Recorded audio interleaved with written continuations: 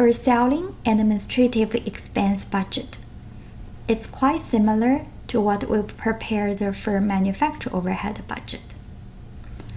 Let's first take a look at additional information. At row year, the selling and administrative expense budget is divided into variable and fixed components. The variable selling and administrative expenses are 50 cents per unit sold. Fixed selling and administrative expenses are $70,000 per month. The fixed selling and administrative expenses include $10,000 in costs, primarily depreciation, which are not cash outflows of the current month. Let's prepare the company's selling and administrative expense budget. Selling and administrative expense budget includes both variable and fixed components. So we can use budgeted sales in units for each month, multiplied by variable selling and administrative rate to get total variable expenses, and plus fixed selling and administrative expenses to get total selling and administrative expenses. So here, for budgeted sales in units, we can get information from sales budget, multiplied by variable S&A rate 50 cents, and we can get $10,000 variable expenses for April. Fixed S&A expenses $70,000. So the total S&A expenses for April $80,000. We can also prepare cash for S&A expenses. Here, non-cash expense is depreciation. So we subtract $10,000 from $80,000, and cash payments for selling administrative expenses in April should be $70,000. And we can do the same thing for May and June to get total S&A expenses for the quarter $260,000, and subtract non-cash expenses, depreciation, and we can get cash selling and administrative expenses for the whole quarter $230,000. Based on the above budgets, we prepared cash receipts and cash disbursements. We can prepare cash budget. For cash budget, it's divided into 4 sections. Cash receipts section, which lists all cash inflows, excluding cash received from financing. Cash disbursements section consists of all cash payments, excluding repayments of principal and interest. Cash excess or deficiency section, it determines if the company will need to borrow money or if it will be able to repay funds previously borrowed. And financing section, it details the borrowings and repayments projected to take place during the budget period.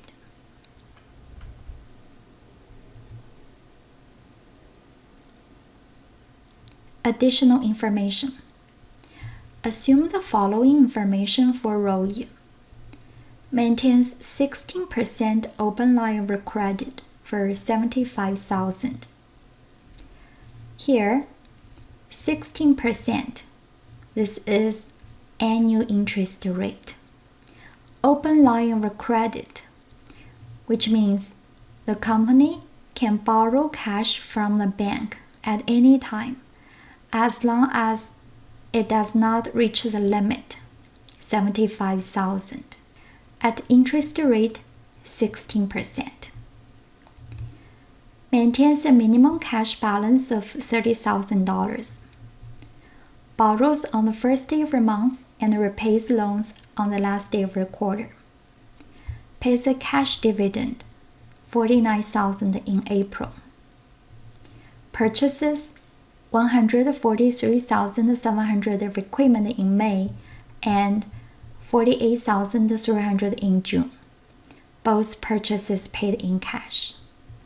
And has an April 1st cash balance of $40,000. Let's take a look at the cash budget.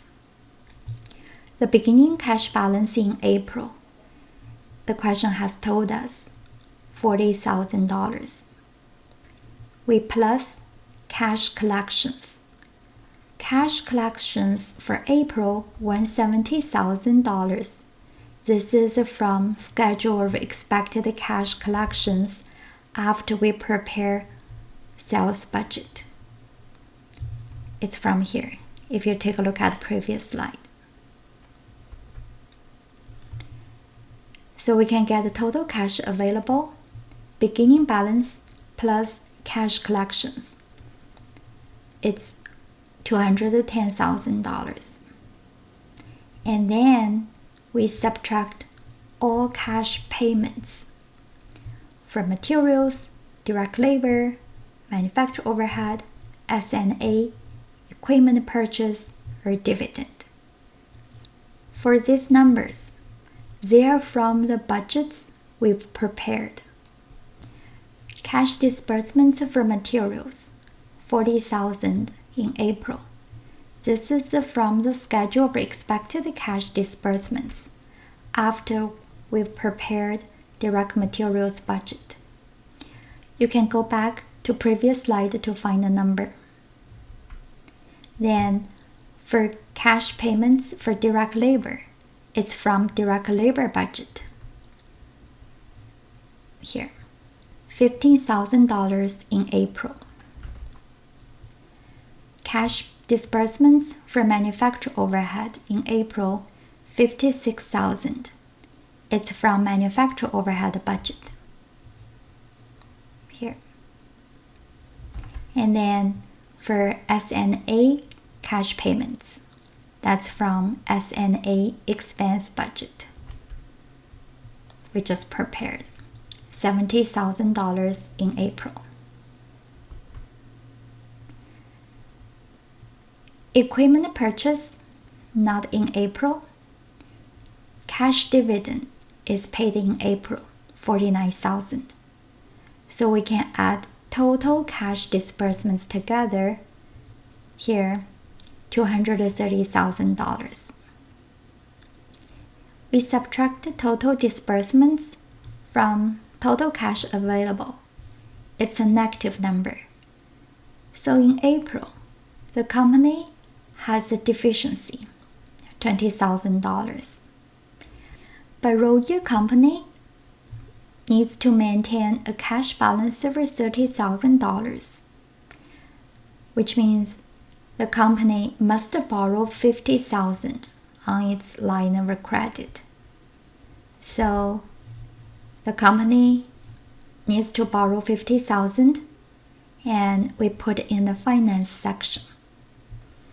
Total financing $50,000, and then we can get ending cash balance for April $30,000. And we can do the similar entries for May. Keep in mind, ending cash balance in April is the beginning balance in May. So beginning cash balance in May, $30,000 plus cash collections, and then we can get total cash available. And then we find out cash disbursements for materials, direct labor, manufacturer overhead, selling and administrative expenses from all those related budgets. Equipment purchase, $143,700 in May, paid in cash. So we put here. And no dividends paid, and we can get total disbursements $400,000. We subtract $400,000 from total cash available, $430,000, and we can get positive $30,000. This is excess. and $30,000 meets a company's minimum requirement.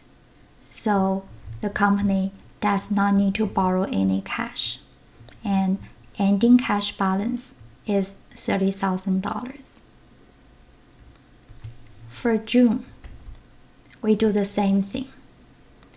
And if we calculate, we can get total cash available $365,000. Total disbursements $270,000. And we will get positive number.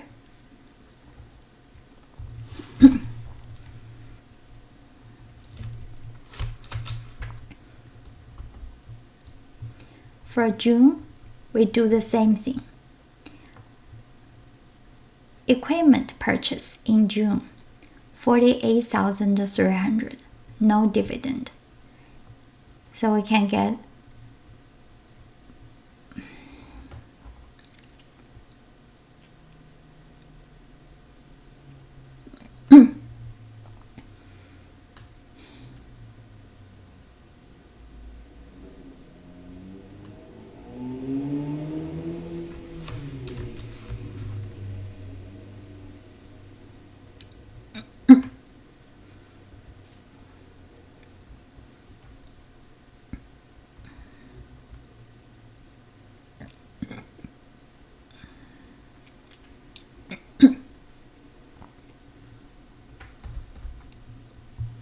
For June, we do the same thing. The company has excess as well, $95,000. At the end of the quarter, the company used to pay back loan, $50,000. So on the finance section, we subtract the repayments here, $50,000. For open line of credit, interest rate 16%. Again, 16% is the annual interest rate. At the end of the quarter, the company has accrued 3 months interest expense. We can calculate the interest expense. Principal multiplied by annual interest rate multiplied by time period. This is a formula to calculate the simple interest expense. So here, $50,000 principal multiplied by annual interest rate. Only 3 months interest expense. So we divided by 12 multiplied by 3. And we can calculate 3 months interest expense, $2,000. And we put it here. So the company has paid the cash for interest expense, $2,000. The total financing section here is negative $52,000. This is cash outflow. And the difference between $95,000 and $52,000 is ending cash balance in June. For the quarter, we can get the total cash available $945,000 minus total disbursements $900,000, and then we can get a positive $45,000.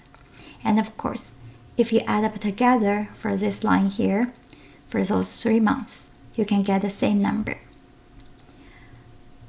Borrowing and repayments cancel out, and the company has paid $2,000 for interest. So financing part negative $2,000.